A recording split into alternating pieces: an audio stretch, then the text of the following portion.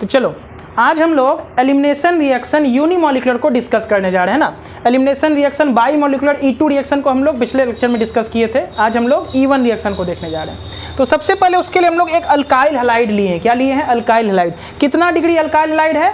3 degree alkyl halide है, जिसके साथ हेलोजन एटम जुड़ा है, ये 3 कार्बन के साथ जुड़ा है, तो 3 डिग्री अल्काइल हैलाइड ये हमारा कंपाउंड है।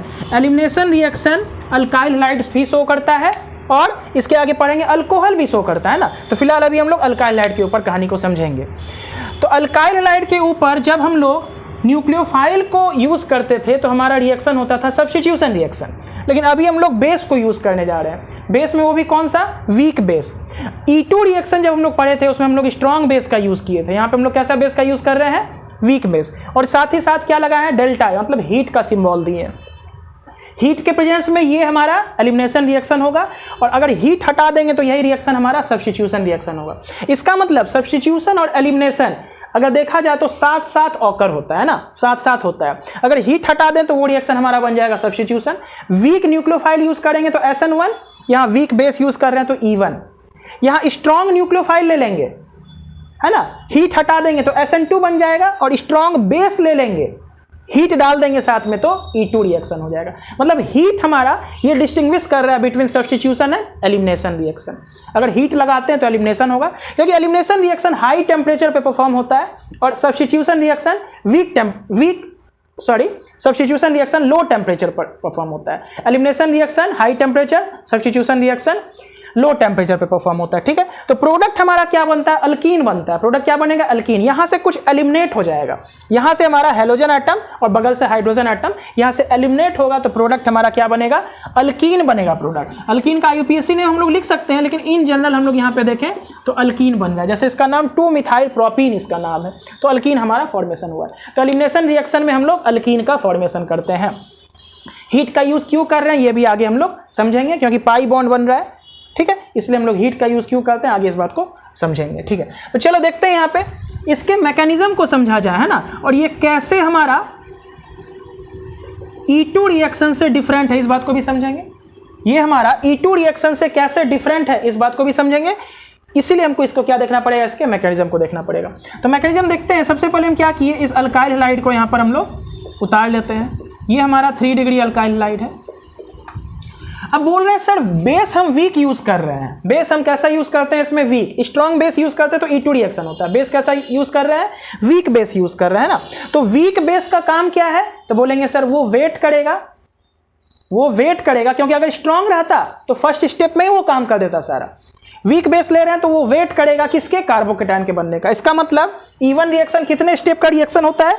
तो बोलेंगे सर E1 रिएक्शन हमारा 2 स्टेप का रिएक्शन होता है। E1 रिएक्शन कितने स्टेप का रिएक्शन होगा? 2 स्टेप। एक मिनट, थोड़ा सा माइक में डिस्टर्बेंस है, ठीक कर लेते हैं।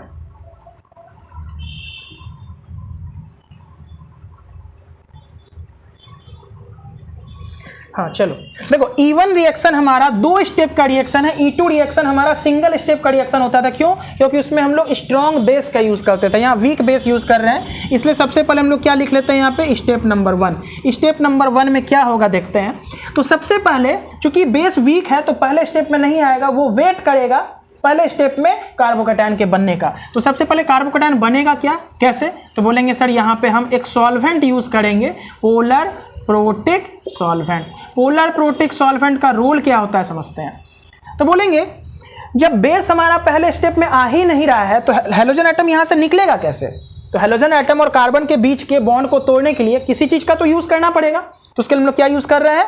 पोलर सॉल्वेंट का यूज कर रहे हैं। यहाँ 2 शब्द है, पोलर भी लिखा हुआ है, प्रोटिक भी लिखा हुआ है। और ध्यान से समझना बच्चा, अगर इस मैकेनिज्म को हम समझ लेते हैं तो SN1 रिएक्शन हूबहू इसी तरह से करेंगे, बस थोड़ा सा डिफरेंस है वो भी समझ में आ जाएगा। इसलिए इस लेक्चर को बहुत अच्छे से देखना है। तो बोलेंगे सबसे पहले पोलर सॉल्वेंट का रोल होता है इस बॉन्ड को वीक करना। इसका मतलब इनडायरेक्ट सेंस में देखा जाए तो तोड़ना।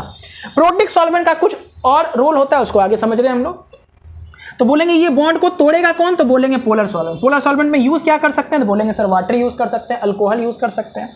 तो पोलर सॉल्वेंट हमारा क्या हो जाएगा? फॉर एग्जांपल वाटर ले लेते हैं, बहुत अच्छा पोलर सॉल्वेंट है हमारा वाटर। तो पोलर सॉल्वेंट का यूज करके हम लोग क्या किए? इस बॉन्ड को तोड़ दिए। तो बॉन्ड टूटेगा किधर? तो बोलेंगे सर कार्बन और हेलोजन एटम में क्लोरीन का इलेक्ट्रोनेगेटिविटी ज्यादा है, इसलिए बॉन्ड इधर टूटा। तो बन के क्या हुआ तैयार हमारा? बोलेंगे सर बन के हमारा एक इंटरमीडिएट तैयार हो रहा है जिसको हम लोग क्या बोलते हैं, कार्बोकैटायन। इसको क्या बोलते हैं, कार्बोकैटायन बोलते हैं। कार्बोकैटायन कितना डिग्री है, तो बोलेंगे सर जिसके ऊपर प्लस है, 1 कार्बन 2 कार्बन 3 कार्बन के साथ जुड़ा है तो 3 डिग्री कार्बोकैटायन बन गया और साथ ही साथ Br- निकल गया। तो बोलेंगे ये काम हुआ किसके द्वारा, तो बोलेंगे सर पोलर सॉल्वेंट के द्वारा हुआ। पोलर सॉल्वेंट तोड़ के इस दोनों को अलग कर दिया। बात आ रही है समझ में। पोलर सॉल्वेंट में हम लोग वाटर भी यूज कर सकते हैं, अल्कोहल भी यूज कर सकते हैं, मिथेनॉल इथेनॉल। ठीक है, बात हो रहा है क्लियर। तो बोलेंगे चूंकि बेस वीक था तो बेस तो अपना काम इस कुछ कर ही नहीं पाएगा, इसलिए पहले स्टेप में हम लोग क्या लेते हैं, पोलर प्रोटिक सॉल्वेंट लेते हैं। तो बेस सेकंड स्टेप में आएगा। दूसरा, इस रिएक्शन का इंटरमीडिएट बनता है कार्बोकैटायन। E1 रिएक्शन का, E2 में कार्बोकैटायन नहीं बनता है, E1 में कार्बोकैटायन बनता है। चूंकि कार्बोकैटायन बने उसके लिए ये जरूरी है कि दोनों सेपरेट रहे। ऐसा भी तो हो सकता है कि जैसे हमारा ये दोनों प्लस माइनस चार्ज बना, वापस से ये दोनों रिएक्ट करके वापस से हमारा रिएक्टेंट बना दे, ऐसा भी केस हो सकता है। तो ऐसा ना हो उसके लिए हम लोग किस चीज पे फोकस करेंगे, बोलेंगे सर प्रोटिक शब्द पर। प्रोटिक का मतलब क्या होता है, ऐसा सॉल्वेंट या ऐसा मॉलिक्यूल जिसके पास H+ आयन हो। जैसे वाटर के पास H+ है कि नहीं है, तो बोलेंगे सर वाटर प्रोटिक है, कैसे समझेंगे, या पोलर है, कैसे समझेंगे। तो पोलर का मतलब होता है इसके ऊपर Δ- इसके ऊपर Δ+, हाइड्रोजन के ऊपर Δ+, क्योंकि इसका इलेक्ट्रोनेगेटिविटी कम है, ऑक्सीजन का इलेक्ट्रोनेगेटिविटी ज्यादा है इसलिए Δ-। तो इसके बीच चार्ज सेपरेशन हुआ कि नहीं हुआ, तो इसका मतलब ये पोलर सॉल्वेंट हो गया। ठीक, प्रोटिक का मतलब क्या हुआ, ये H+ आयन को रिलीज कर सकता है। जिसके पास हाइड्रोजन आयन हो, H+ आयन हो, उसको हम लोग प्रोटिक सॉल्वेंट कहते हैं। तो वाटर बेस्ट एग्जांपल है पोलर प्रोटिक सॉल्वेंट का।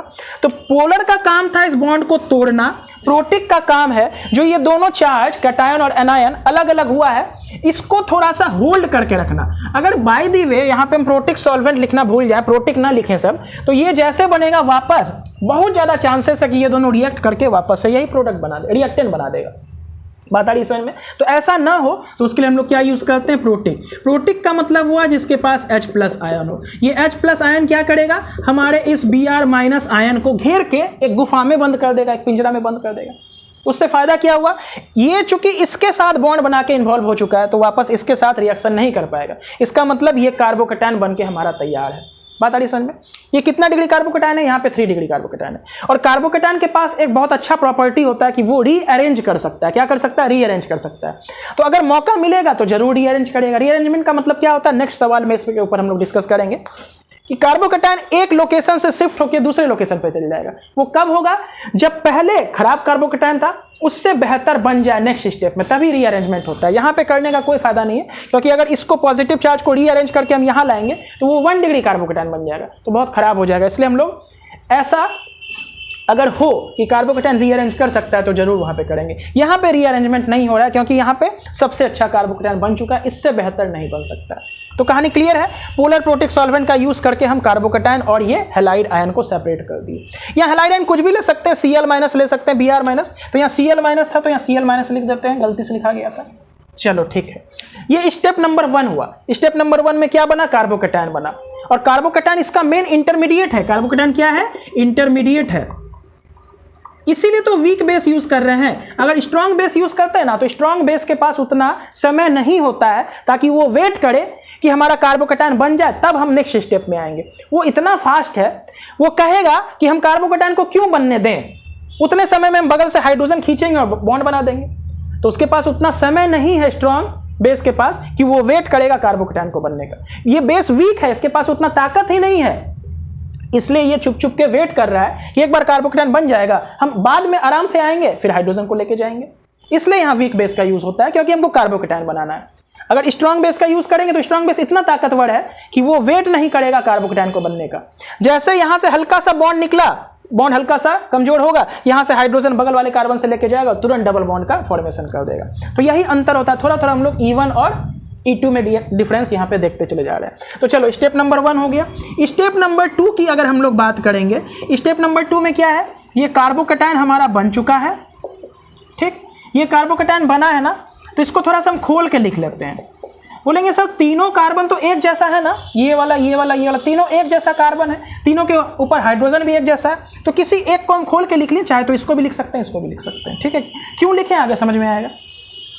अब ये कार्बोकैटायन 3 डिग्री बन के तैयार हो चुका है। अब नेक्स्ट स्टेप में किसका काम होगा, तो बोलेंगे सर बेस आएगा। अब बेस हम लिए कैसा है, वीक लिए हैं, इसलिए तो वो वेट कर रहा था कार्बोकैटायन के बनने का। स्ट्रॉन्ग बेस के पास उतना समय नहीं होता है कि वो वेट करे कार्बोकैटायन के बनने का, इसलिए E2 रिएक्शन में कार्बोकैटायन नहीं बनता है, तो वहां रीअरेंजमेंट का भी कोई संभावना नहीं है। यहाँ कार्बोकैटायन बना है तो रीअरेंज भी कर सकता है बिल्कुल। तो कहानी क्लियर है।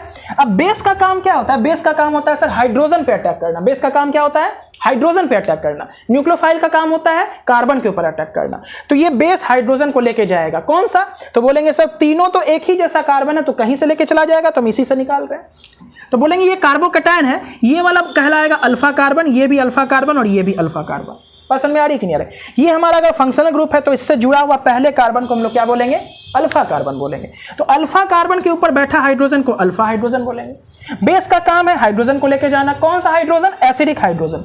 ये वाला हाइड्रोजन हमारा एसिडिक नेचर का होगा।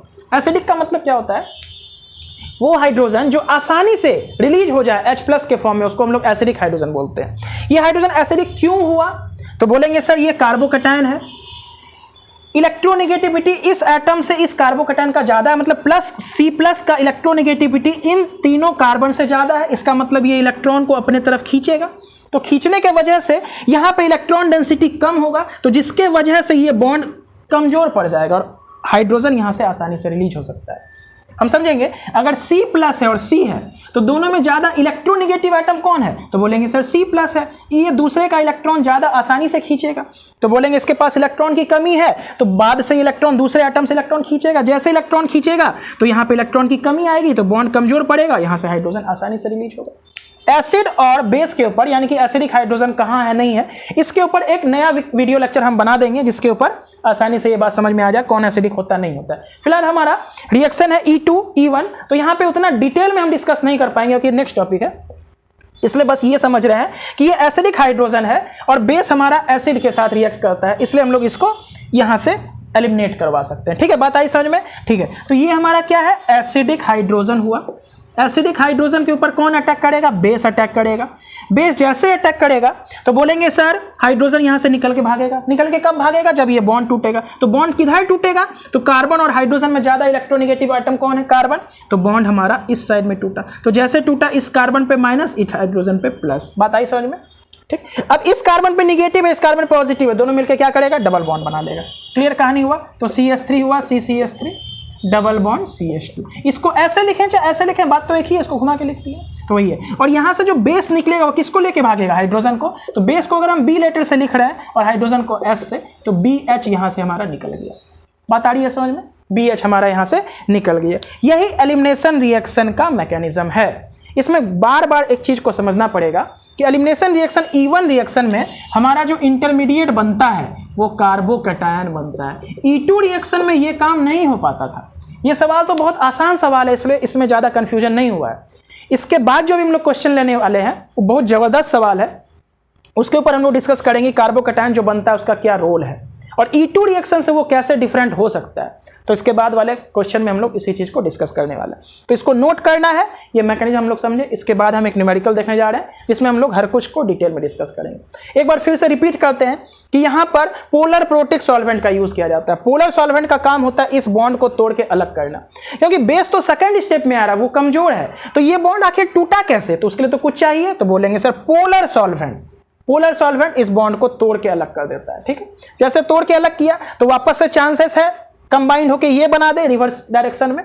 तो इससे बचने के लिए हम प्रोटिक शब्द यूज कर रहे हैं। प्रोटिक सॉल्वेंट उस सॉल्वेंट को बोलेंगे जिसके पास H+ आयन हो, वो H+ आयन H+Cl- को घेर लेगा आसानी से, ताकि रिवर्स डायरेक्शन में रिएक्शन ना हो पाए। कार्बोकैटायन बन गया है। सेकेंड स्टेप में बेस इंतजार कर रहा था, वीक था चूंकि, कि हाइड्रोजन को लेके भागे। तो कहां से लेके भागेगा, तो अल्फा हाइड्रोजन, कार्बोकैटायन के बगल वाला हाइड्रोजन को अल्फा हाइड्रोजन बोलेंगे। तीनों चूंकि सेम था तो कहीं से लेके चला गया। अगर ऐसा क्वेश्चन आ जाए कि यहाँ पे ये मिथाइल है तो इधर इथाइल होता, तो उस पर फिर डबल प्रोडक्ट बनता, दो प्रोडक्ट बनता, एक मेजर होता एक माइनर। क्योंकि यहाँ अगर इथाइल होता तो यहाँ से हाइड्रोजन लेके जाता तो दूसरा प्रोडक्ट, यहाँ मिथाइल होता यहाँ से हाइड्रोजन लेके जाता दूसरा प्रोडक्ट, तो दो प्रोडक्ट बनने का वहाँ पे चांस होता है, यहाँ पे एक ही प्रोडक्ट बनेगा। ठीक है, तो नेक्स्ट स्टेप पे बेस आएगा, हाइड्रोजन को लेके जाएगा, इस कार्बन पे माइनस, इस कार्बन प्लस, दोनों मिलकर एक डबल बॉन्ड का फॉर्मेशन कर देगा। ठीक है, कहानी यहाँ तक समझ आई। अब बात हुआ कि सर सब कुछ तो ठीक है, हीट का यूज कहाँ किए, तो हीट का यूज़ क्यों होता है बात को समझना पड़ेगा।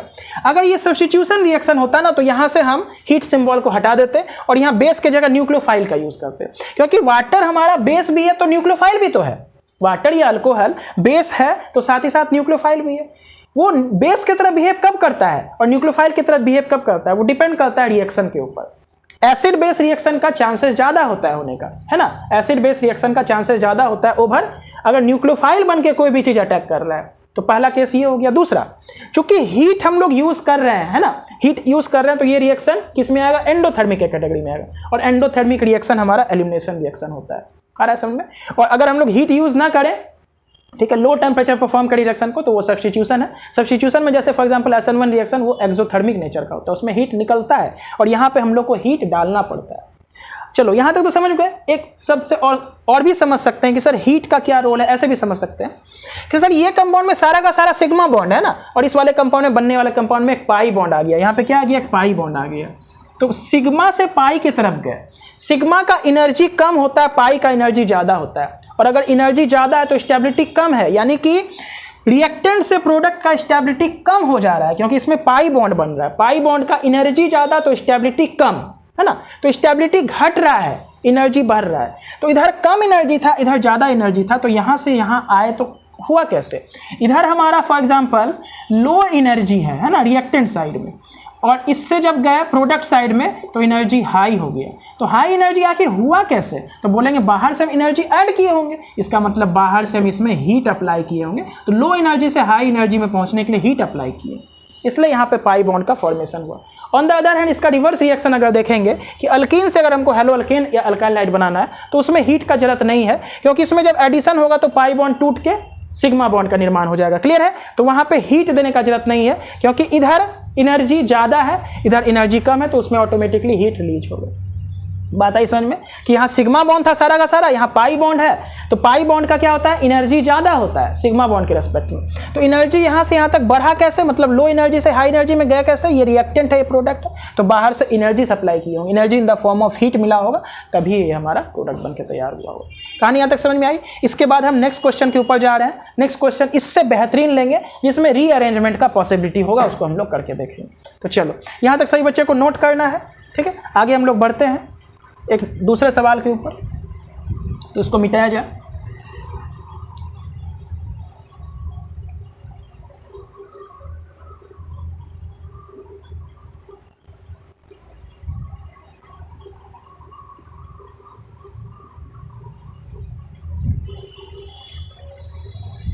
इस बार क्वेश्चन में थोड़ा सा परिवर्तन कर रहे हैं।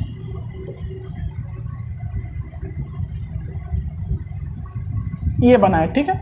इसके ऊपर वापस से हम क्या ले रहे हैं, अल्कोहल ले लेते हैं, और साथ ही साथ क्या कर दिए, हीट कर दिए। अल्कोहल हमारा क्या है, वीक बेस है। अल्कोहल क्या है, वीक बेस, और साथ ही साथ क्या कर देते हैं, हीट कर देते हैं। तो हीट का सिंबल देख के हम समझ सकते हैं कि सर ये एंडोथर्मिक रिएक्शन है। अगर हीट हम बाहर से दे रहे हैं, इसका मतलब ये एलिमिनेशन रिएक्शन होगा, यहाँ पे सब्स्टिट्यूशन नहीं है। अगर हीट हटा देंगे तो यही रिएक्शन में हमारा सब्स्टिट्यूशन रिएक्शन हो जाएगा, ठीक। एलिमिनेशन हो रहा है। अब एलिमिनेशन हमारा E1 होगा या E2 किसके ऊपर डिपेंड करता है, तो बोलेंगे सर 100% बेस के ऊपर डिपेंड करता है। बेस अगर वीक ले लेंगे तो बेस के पास उतना ताकत नहीं है कि पहले स्टेप में अटैक कर पाए, यानी कि बेस वेट करेगा कार्बोकेटायन के बनने का। और अगर कार्बोकेटायन बन गया पहले स्टेप में तो सेकंड स्टेप में बेस आ रहा है, इसका मतलब 2 स्टेप में रिएक्शन कंप्लीट हो रहा है। और E1 रिएक्शन हमारा 2 स्टेप का रिएक्शन होता है। E1 रिएक्शन कितने स्टेप का रिएक्शन होता है, तो 2 स्टेप रिएक्शन होता है, 2 स्टेप रिएक्शन। और E2 रिएक्शन की बात करेंगे तो वो हमारा सिंगल स्टेप रिएक्शन होता है। वहां पे बेस चूंकि इतना ताकतवर है, इतना स्ट्रांग है कि वो वेट नहीं करेगा कार्बोकेटायन के बनने का। वो चाहेगा जैसे ब्रोमीन निकले या क्लोरीन निकले, हम तुरंत अटैक करें, हाइड्रोजन को लेकर भाग जाए। यानी कि सारा का सारा काम एक स्टेप में हो रहा है, और सिंगल स्टेप रिएक्शन को हम लोग E2 रिएक्शन कहते हैं, ठीक है। तो चलो ये क्वेश्चन है, इससे हमको प्रोडक्ट बनाना है। तो कैसे बनेगा प्रोडक्ट, उससे पहले हम लोग इस क्वेश्चन के मैकेनिज्म को देखेंगे। प्रोडक्ट तो बन जाएगा, लेकिन इसका प्रोडक्ट थोड़ा सा डिफरेंट है, इसलिए इसके ऊपर हम लोग डायरेक्ट मैकेनिज्म को डिस्कस करते हैं, ठीक है। नहीं तो चलो देखते हैं मैकेनिज्म, और बहुत ज़बरदस्त सवाल है। तो सबसे पहले क्या करेंगे, स्टेप 1 में सबसे पहले क्या करेंगे, बोलो बच्चा। स्टेप 1 में इस अल्काइल हैलाइड को हम उतार लेंगे पूरा, या H को खोल के लिख दिए हैं, जरूरत भी है, ठीक। सबसे पहले कौन आएगा, बोलेंगे बेस आएगा क्या, नहीं सर बेस हमारा वीक है तो उसके पास ताकत नहीं है पहले स्टेप में आने का, वो छुप छुप के वेट करेगा कि एक बार कार्बोकैटायन बन जाए ना फिर हम जाएंगे। ठीक है, ठीक। तो हम क्या कर रहे हैं, सबसे पहले पीपीएस पोलर प्रोटिक सॉल्वेंट ले रहे हैं, और ये E2 रिएक्शन होता है ना तो पोलर अप्रोटिक सॉल्वेंट लिया जाता है उसमें, है ना। एक वीडियो और बनाएंगे जिसमें हम लोग दोनों का डिफरेंस को वहां पे देखेंगे ना, सवाल भी ऐसा लेंगे दोनों में डिफरेंस वहां पे पता चल पाए। तो यहाँ पे पोलर प्रोटिक सॉल्वेंट लिए, पोलर का काम है इस बॉन्ड को तोड़ देना। पोलर का क्या काम है बोलो बच्चा, इस बॉन्ड को तोड़ देना, कौन, कार्बन और क्लोरीन वाला, यहाँ हाइड्रोजन है तो ये बॉन्ड टूटेगा तो इस कार्बन पे प्लस और Cl पे यहाँ पे माइनस हो जाएगा। और प्रोटिक का काम क्या है कि ये दोनों वापस से रिएक्शन करके ये ना बना दे, तो H प्लस आयन पूरा इस Cl माइनस आयन को यहाँ से घेर के एक पिंजरा में बंद कर देगा ताकि रिवर्स डायरेक्शन में हमारा रिएक्शन संभव ना हो। कुछ लगता है छूट गया है क्या, नहीं ठीक तो है, हाँ CH3 से ठीक। अब बोलेंगे सर ये इंटरमीडिएट है हमारा, क्या है बोलो, इंटरमीडिएट है। इंटरमीडिएट हमारा क्या है तो बोलेंगे सर कार्बोकैटायन है। इंटरमीडिएट क्या है, कार्बोकैटायन है। इंटरमीडिएट अगर कार्बोकैटायन है तो कितना डिग्री कार्बोकैटायन है, बोलेंगे सर जिसके ऊपर प्लस है वो एक कार्बन के साथ डायरेक्टली जुड़ा हुआ है तो सर बोलेंगे 1 डिग्री कार्बोकैटायन है। ठीक, अब यहीं से हमको मेन चीज सीखना है कि सर रीअरेंजमेंट ऑफ कार्बोकैटायन भी कुछ हो सकता है क्या, कोई ऐसा टॉपिक है रीअरेंजमेंट ऑफ कार्बोकैटायन, बोलेंगे हाँ बिल्कुल, उसी चीज को यहाँ पे हम समझेंगे। कार्बोकैटायन के पास बहुत एक खास प्रॉपर्टी होता है कि अगर उसको जरूरत मौका मिले तो वो रीअरेंज करके अपने आप को बेहतर बनाता है। जैसे 1 डिग्री है, क्या 1 डिग्री से अगर इसको मौका मिले 2 डिग्री या 3 डिग्री बनने का तो क्या बनेगा, बिल्कुल बन जाएगा। इसी को हम लोग बोलते हैं रीअरेंजमेंट ऑफ कार्बोकैटायन। तो कैसे बनता है समझते हैं बात को। तो बोलेंगे सर ये बना ना, ये कार्बोकैटायन बन चुका है, ये 1 डिग्री कार्बोकैटायन है, मौका मिलने पे इससे बेहतरीन करने का ये कोशिश करेगा। तो हम बोलेंगे वो होता कैसे, ध्यान से समझो। यहाँ पॉजिटिव चार्ज है, अगर इस पॉजिटिव चार्ज को हम शिफ्ट करें कहाँ, फर्स्ट लोकेशन से सेकंड लोकेशन पर, बात आ रही है समझ में। जैसे यहाँ पे पॉजिटिव चार्ज है, इसको अगर उठा के किसी तरह से हम यहाँ भेज देंगे तो पॉजिटिव चार्ज यहाँ आ जाएगा ना, तो इसका डिग्री चेंज हो जाएगा। कितना डिग्री का बनेगा वो बाद में देखेंगे। तो बोलेंगे सर इसको यहाँ आखिर भेजेंगे कैसे, तो बोलेंगे सर इस पॉजिटिव को अगर यहाँ इस कार्बन बीच वाले कार्बन के ऊपर भेजना है तो यहाँ से किसी एटम या ग्रुप को यहाँ भेजना पड़ेगा। तो बोलेंगे सबसे अच्छा ग्रुप मूव करने के लिए कौन होता है, तो बोलेंगे हाइड्रोजन। हाइड्रोजन के बाद अल्काइल ग्रुप जैसे मिथाइल हो जाएगा, उसके बाद फिर बोलेंगे फिनाइल अगर रहेगा बेंजीन तो वो भी मूव कर सकता है। तो फिलहाल इस सवाल में हम लोग हाइड्रोजन को मूव कराते हैं। तो हाइड्रोजन कैसे मूव करेगा, यहाँ से उठ के यहाँ चला जाएगा, बॉन्ड के सहित जाएगा। क्या होगा, देखो बॉन्ड के पास 2 इलेक्ट्रॉन है, कार्बन और हाइड्रोजन के बीच एक बॉन्ड है जिसमें 2 इलेक्ट्रॉन है, तो हाइड्रोजन बॉन्ड के इलेक्ट्रॉन को लेके चला जाएगा यहाँ पे। क्यों, क्योंकि अगर बिना बॉन्ड के जाएगा मतलब H प्लस में जाएगा तो H प्लस और C प्लस में तो बॉन्ड ही नहीं बन पाएगा, अट्रैक्शन नहीं होगा, रिपल्सन होने लगेगा। तो अगर ये बॉन्ड के इलेक्ट्रॉन को लेके जाएगा, इसका मतलब H माइनस के फॉर्म में, तो H माइनस और C प्लस में क्या होगा, अट्रैक्शन होगा और नया बॉन्ड बन के तैयार होगा। क्लियर है कहानी। अब बात आई सर कार्बन और हाइड्रोजन में, हाइड्रोजन का तो इलेक्ट्रोनेगेटिविटी कम होता है, तो लेकिन वो हाइड्रोजन इलेक्ट्रॉन को लेके कैसे चला गया, कार्बन का इलेक्ट्रॉन। तो बोलेंगे सर यहाँ से जो रीअरेंजमेंट करेंगे उसके बाद जो हमारा कार्बोकैटायन बनेगा वो बहुत अच्छा कार्बोकैटायन बन रहा है रेस्पेक्ट टू ये पहले वाला जो है, मतलब 1 डिग्री से आगे जो बनने वाला कार्बोकैटायन काफी अच्छा हो रहा है। तो चूंकि यहाँ पे बहुत ज्यादा बेनिफिट होने वाला है, मतलब 1 डिग्री से डायरेक्ट हम लोग बहुत अच्छा कार्बोकैटायन के ऊपर जा रहे हैं, तो इतना ज्यादा बेनिफिट हो रहा है ताकि उसके लिए अगर बीच में कुछ सैक्रिफाइस करना पड़े तो करेंगे। मतलब बॉन्ड टूटना चाहिए था कार्बन की तरफ, कार्बन पे निगेटिव हाइड्रोजन पे पॉजिटिव, लेकिन हाइड्रोजन बॉन्ड के इलेक्ट्रॉन को लेके जा रहा है जबकि हाइड्रोजन का इलेक्ट्रोनेगेटिविटी कम है। ये ऐसे इसलिए हो पा रहा है क्योंकि बनने वाला कार्बोकैटायन इतना ज्यादा स्टेबल है कि बीच में अगर किसी चीज का नुकसान हो तो वो कर सकते हैं। बात आ रही है समझ में, क्या कहना चाह रहे हैं। तो बोलेंगे सर यहां से 1 लोकेशन से दूसरे लोकेशन पे H माइनस शिफ्ट कर रहे हैं, क्या कर रहे हैं, H माइनस शिफ्टिंग कर रहे हैं 1 से 2 पे। कोई IUPAC नेमिंग नहीं है जो नंबरिंग कर रहे हैं, बोलेंगे एक लोकेशन से दूसरे लोकेशन, इसलिए लिखे 1,2 H माइनस शिफ्टिंग। तो जैसे करेंगे तो यहाँ क्या कहानी बनेगा, CH3, C के ऊपर हो गया CH3 और यहाँ H माइनस गया C प्लस के साथ मिलकर बॉन्ड बना दिया तो क्या बन गया C प्लस। ये कार्बोकैटायन बन के तैयार हुआ, इसको हम लोग बोलेंगे सर 3 डिग्री कार्बोकैटायन। बात आई समझ में कि नहीं आई, ये कार्बोकैटायन कितना डिग्री हो गया, 3 डिग्री कार्बोकैटायन। कहानी समझ में आया। तो ये हमारा कार्बोकैटायन फाइनली अब बन के तैयार हुआ है, शुरुआत में तो 1 डिग्री बना था। तो यही हम समझना चाहते हैं। अगर यही क्वेश्चन हमारा E2 रिएक्शन होता ना तो बोलते सर यहाँ से क्लोरीन भागेगा, यहाँ से हाइड्रोजन भागेगा, यही डबल बॉन्ड बन जाएगा। बता रही है समझ में कि नहीं आ रहा है। लेकिन E1 रिएक्शन में चूंकि कार्बोकैटायन बन रहा है तो कार्बोकैटायन बनने के बाद ये शिफ्ट करके यहाँ आएगा रीअरेंज करने के बाद अब यहाँ पे फाइनली बेस अटैक करेगा। E2 रिएक्शन में कार्बोकेटायन बनता ही नहीं है तो कैसे आगे कोई काम होगा, बता रही है समझ में। तो बोलेंगे यहाँ E1 रिएक्शन है तो E1 रिएक्शन में कार्बोकेटायन बन रहा है, इसलिए मौका मिलने पे वो रीअरेंज भी कर रहा है। कहानी आया क्लियर, ठीक है। तो चलो अब क्या होगा, यहीं पे हम स्टेप 2 लिखते हैं, इसी को क्या लिखते हैं स्टेप 2, इसके आगे स्टेप 2 हम परफॉर्म कर रहे हैं। स्टेप 2 क्या है, तो बोलेंगे सर बेस आएगा। बेस में कौन सा बेस है, तो बोलेंगे अल्कोहल है CH3OH।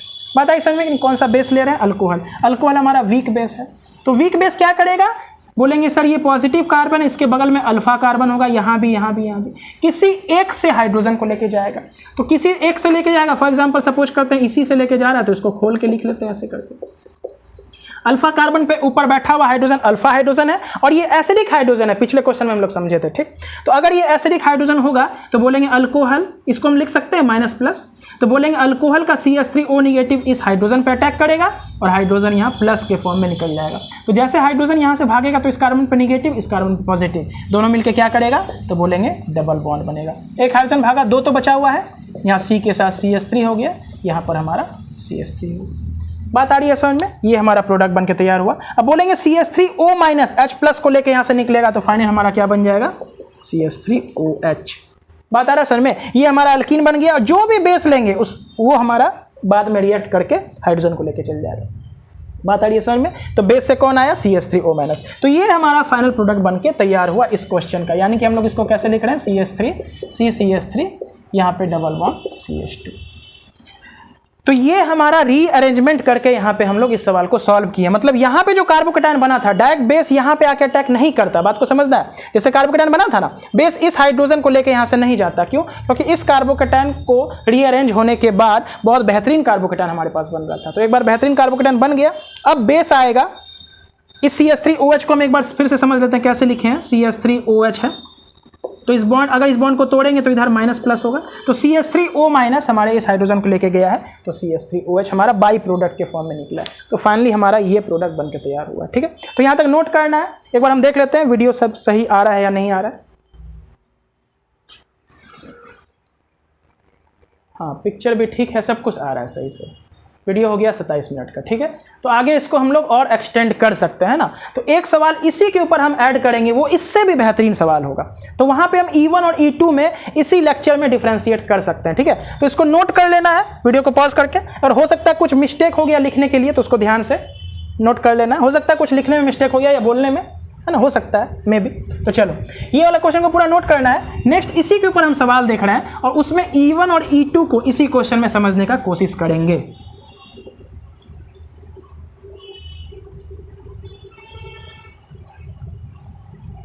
ये 2 स्टेप का रिएक्शन होता है, ठीक है। तो देखो सवाल क्या कर रहे हैं, सेम सवाल है, यहां से हाइड्रोजन को हटा के हम क्या कर रहे हैं, CH3 लगा रहे हैं। सेम सवाल है, हाइड्रोजन हटा के CH3 कर दिए, इसका हमको प्रोडक्ट बनाना है।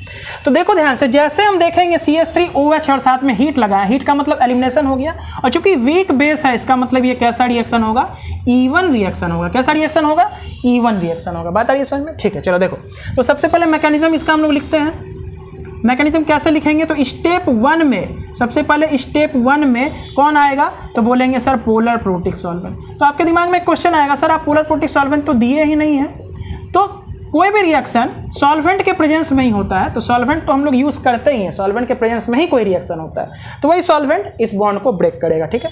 तो यहाँ पे हम लोग क्या लिख रहे हैं, सबसे पहले लिख रहे हैं sir polar protic solvent. Polar protic solvent का काम किया है, इस बॉन्ड को तोड़ना। किधर तोड़ना, तो इस साइड में तोड़ना, ठीक है। तोड़ दिया, तोड़ के क्या किया बोलो, CH3 यहाँ पे CH3, यहाँ पे CH2 के ऊपर प्लस चार्ज आ गया।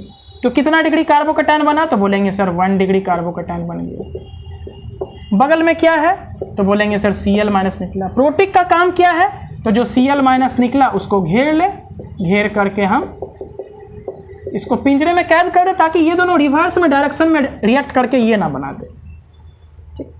कितना डिग्री कार्बोकेटायन बना है, 1 डिग्री। तो क्या 1 डिग्री कार्बोकेटायन से बेहतरीन कार्बोकेटायन बन सकता है क्या, बोलेंगे बिल्कुल बन सकता है।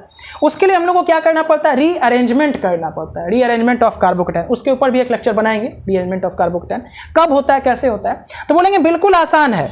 जैसे बच्चों के दिमाग में आएगा, सर हमको कैसे पता चलेगा यहाँ रीअरेंज करना है, तो जैसे जैसे कुछ सवाल को प्रैक्टिस करेंगे वहां से समझ में आएगा। या दूसरा, कार्बोकेटायन के पास एक प्रॉपर्टी होता है, 1 डिग्री है 1 डिग्री से अगर इसको ना शिफ्ट करके देखो, इसको यहाँ पे लाके चेंज करने का कोशिश करो, यहाँ से यहाँ लेके नहीं जाएंगे, 1 से 3 पे लेके नहीं जाएंगे, 1 से 2 पे, मतलब जस्ट अगल बगल पॉजिटिव चार्ज को माइग्रेट करने का कोशिश करना है। तो बोलेंगे इस पॉजिटिव चार्ज को अगर यहाँ लेके आ जाएंगे तो बोलेंगे डिग्री चेंज हो जाएगा, जाहिर सी बात है, ये 1 डिग्री तो हो सकता है उससे बेहतर हो जाए। तो बोलेंगे इसको यहाँ लाएंगे कैसे, तो उसके लिए बोलेंगे तीनों चूंकि मिथाइल ग्रुप है, पिछले केस में हाइड्रोजन था तो हाइड्रोजन को लेके गए थे, इस केस में तीनों मिथाइल है तो बॉन्ड सहित इसको हम उठा के यहाँ लेके चले जाएंगे। बता रही है समझ, देखो ध्यान से, जैसे बॉन्ड सहित लेके जाएंगे तो क्या लिखेंगे, 1 लोकेशन से दूसरे लोकेशन पर CH3 minus shifting, CH3 minus मतलब देखो ध्यान से, कार्बन, ये वाला कार्बन बॉन्ड के इलेक्ट्रॉन को लेके जा रहा है, इसलिए इसको बोल रहे हैं मिथाइल के ऊपर नेगेटिव चार्ज, है ना। तो बॉन्ड का इलेक्ट्रॉन लेके क्यों जा रहा है, क्योंकि अगर बॉन्ड का इलेक्ट्रॉन छोड़ के जाएगा तो ये प्लस चार्ज में रहेगा, प्लस प्लस में रिपल्सन होने लगेगा, बॉन्ड बनेगा ही नहीं, तो ये माइनस फॉर्म में जैसे जाएगा तो प्लस और माइनस मिलकर बॉन्ड बना लेगा। क्लियर है कहानी। तो देखो 1,3 CH3 माइनस शिफ्टिंग किए तो इससे जो हमारा नया कहानी बना वो क्या बना, ये CH3 उठ के यहाँ चला गया तो CH2 के साथ CH3 हो गया और यहाँ पे क्या आ गया, पॉजिटिव चार्ज आ गया। तो देखो पहले था 1 डिग्री, अब कितना डिग्री बना, 3 डिग्री। तो 1 डिग्री से 3 डिग्री बहुत बढ़िया कार्बोकेटायन बना है। पता नहीं समझ नहीं आ रही, 1 डिग्री से 2 डिग्री या 3 डिग्री बने तो क्या उसमें बेनिफिट हुआ कि नहीं हुआ, तो बोलेंगे भयानक बेनिफिट हुआ, तो इसका मतलब रीअरेंजमेंट होगा। कैसे हमको समझ में आ जाए कि होगा, तो बोलेंगे कुछ नहीं करना, इस पॉजिटिव चार्ज को ना शिफ्ट करके देखना है अगल बगल में, इधर तो कुछ है ही नहीं तो नहीं कर सकते, इसको बगल में कोशिश करेंगे ले जाने का। तो उसके लिए एक ग्रुप को यहाँ मन ही मन भेज देंगे, तो जैसे भेजेंगे तो देखेंगे कार्बोकेटायन का डिग्री चेंज हो गया और डिग्री बहुत अच्छा हो गया, ये बहुत अच्छा कार्बोकेटायन बन गया। अब ये बहुत अच्छा कार्बोकेटायन बन चुका है, अब इसके ऊपर आके बेस अटैक करेगा। बात आ रही समझ में, क्योंकि कार्बोकेटायन बनता है ना तो उसके पास एक विशेषता होता है, प्रॉपर्टी होता है कि वो रीअरेंज करेगा, तो करना था तो कर गया। अब जैसे ये कर गया अब आएगा हमारा कौन, बेस। तो स्टेप 2 हम यहीं पे लिख देते हैं, स्टेप 2 अलग से नहीं लिखते हैं, इसी के आगे लिखते हैं। तो ये हमारा स्टेप 2 परफॉर्म कर रहे हैं। स्टेप 2 में कौन आएगा, तो बोलेंगे सर बेस आएगा। बेस हमारा कौन है, वीक है, अल्कोहल है, CH3OH हमारा वीक बेस है। आएगा कहाँ अटैक करेगा, तो बोलेंगे सर अल्फा हाइड्रोजन के ऊपर। तो ये चूंकि कार्बोकेटायन है तो बगल वाला ये अल्फा हुआ, ये अल्फा हुआ, ये अल्फा हुआ। कार्बोकेटायन के जस्ट बगल वाला कार्बन को हम लोग अल्फा कार्बन बोलेंगे, उसके ऊपर बैठे हाइड्रोजन को अल्फा हाइड्रोजन बोलेंगे। तो बोलेंगे क्या सभी हाइड्रोजन एक जैसा है, बोलेंगे नहीं, ये दोनों एक जैसा, ये अलग है, तो इसको अल्फा अल्फा नाम दिए तो इसको अल्फा 1 नाम दे देते हैं, ये कार्बन को अल्फा 1 नाम दे देते हैं। यानी कि अब बेस के पास 2 रास्ता है, चाहे तो यहां से हाइड्रोजन को लेके जाए या यहां से, दोनों में तो बात सेम है क्योंकि दोनों मिथाइल ग्रुप, या यहां से लेके जाए। तो अगर यहां से लेके जाएगा तो अल्कीन यहां डबल बॉन्ड यहां बनेगा, और अगर यहां से लेके जाएगा तो डबल बॉन्ड यहां बनेगा। इस दोनों केस में सेम होगा, यहां डबल बॉन्ड बनाओ वो भी सेम है, यहां डबल बॉन्ड बनाओ वो भी सेम है, लेकिन अगर बीच में बनेगा तो वो डिफरेंट प्रोडक्ट रहेगा। तो यहां 2 प्रोडक्ट के बनने का संभावना है। तो हम क्या करते हैं, यहीं पे 2 प्रोडक्ट बनाते हैं, एक अल्फा से बनाते हैं और दूसरा अल्फा 1 से बनाते हैं। अगर अल्फा से हाइड्रोजन भागेगा तो इस कार्बन पे आएगा निगेटिव चार्ज, ये तो पिछले लेक्चर में डिस्कस किए थे, मतलब पिछले क्वेश्चन में। तो जैसे हाइड्रोजन जाएगा यहां से, हाइड्रोजन वाला बॉन्ड टूटेगा तो कार्बन पे कैसा चार्ज आएगा, माइनस चार्ज। करके देख लेते हैं एक बार। जैसे ये कार्बन है, ठीक है, हाइड्रोजन के ऊपर कौन अटैक करेगा, बेस अपना अटैक करेगा। तो जैसे अटैक करेगा तो हाइड्रोजन निकल जाएगा यहां से, बॉन्ड टूट जाएगा कार्बन की तरफ, minus plus. Hydrogen plus form में भागेगा तो कार्बन पे माइनस, तो कार्बन पे माइनस और इस कार्बन पे प्लस है तो मिलके क्या करेगा, डबल बॉन्ड बनाएगा। CH2 हो गया, डबल बॉन्ड C, ऊपर CH3 था, यहाँ CH2, यहाँ CH3 होता है। यहाँ से भी भागेगा तो सेम बात होगा, डबल बॉन्ड यहाँ बनेगा, मिथाइल इधर होगा, है ना, कहानी सेम होगा। तो ये प्रोडक्ट बनके तैयार हुआ। लेकिन अगर बोलेंगे नहीं सर बेस इस बार ये वाला हाइड्रोजन, ये भी एसिडिक हाइड्रोजन, ये बगल वाला अल्फा कार्बन का हाइड्रोजन एसिडिक होता है। अल्फा कार्बन का हाइड्रोजन फॉर एग्जांपल ये कैसा हाइड्रोजन होगा, एसिडिक हाइड्रोजन होगा। एसिडिक हाइड्रोजन का मतलब ये हुआ कि वो बेस के साथ रिएक्ट करके एलिमिनेट हो सकता है। ठीक है कहानी। तो बोलेंगे अगर अल्फा 1 से हाइड्रोजन भागेगा तो इस कार्बन पे माइनस, जैसे यहाँ पे समझे थे, यहाँ माइनस यहाँ प्लस मिलके क्या करेगा, तो डबल बॉन्ड बनाएगा। तो इस बार ये CH3 मौजूद है, बगल वाला कार्बन मौजूद है, ऊपर वाला भी CH3 मौजूद है, यहाँ से हाइड्रोजन भागा, यहाँ प्लस मिलके डबल बॉन्ड, यहाँ CH, यहाँ पे CH3। 2 प्रोडक्ट यहाँ पे बन के तैयार हुआ है। अल्कोहल बेस की तरह बिहेव कर रहा है, हाइड्रोजन को लेके भागे, इसको अगर बॉन्ड तोड़ेंगे तो यहाँ माइनस यहाँ प्लस, तो CH3O माइनस H प्लस के साथ मिलके भागा, तो साइड से क्या निकल जाएगा बाई प्रोडक्ट में, CH3OH। अब आपके दिमाग में डाउट आएगा सर CH3OH आया वही निकल गया, बोलेंगे हाँ ऐसा ही होता है। आगे इस चीज़ को और बढ़िया से हम लोग समझेंगे जब हम लोग बेस के ऊपर वीडियो बनाएंगे या एसिड के ऊपर वीडियो बनाएंगे। ठीक है, तो इस बात को थोड़ा सा समझना है कि यहाँ से बेस आएगा, हाइड्रोजन को लेके भागेगा। बेस कैसे, एक्चुअली में लोन पेयर से अटैक करता है, लेकिन वहाँ पे हम उतना डिटेल में ना करके इसको थोड़ा सा शॉर्टकट कर रहे हैं कि यहाँ से CH3OH निकल जाएगा। अब बात है कि सर यहाँ 2 प्रोडक्ट बना, तो अब ये जो 2 प्रोडक्ट बनेगा तो दोनों तो एक जैसा नहीं, अलग अलग है। इसमें एक मेजर होगा, एक माइनर होगा। तो मेजर कौन होगा? तो देखेंगे वो अल्कीन जिसके पास अल्फा हाइड्रोजन ज़्यादा है वो मेजर बनता है। तो अल्फा हाइड्रोजन कैसे समझेंगे?